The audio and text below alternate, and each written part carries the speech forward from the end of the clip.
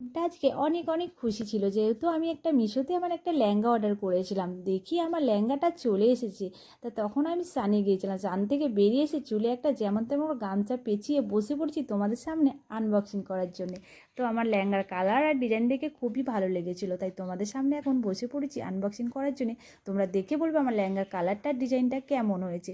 তো দেখো, এখানে একটা প্যাকেটের মধ্যে খুলে আবার একটা ছোট্ট পাড়া চেন সিস্টেম ব্যাগ দিয়েছে।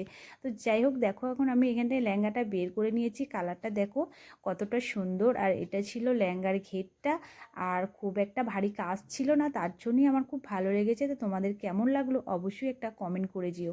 তো দেখো, এখানে লেহেঙ্গার ঘেরটা অনেকটা ঘের ছিল, মানে একদম মানে রেডি করাই ছিল, শুধু একটু সেলাই চাপিয়ে দিলেই হবে। আর এটা ছিল ওড়নাটা।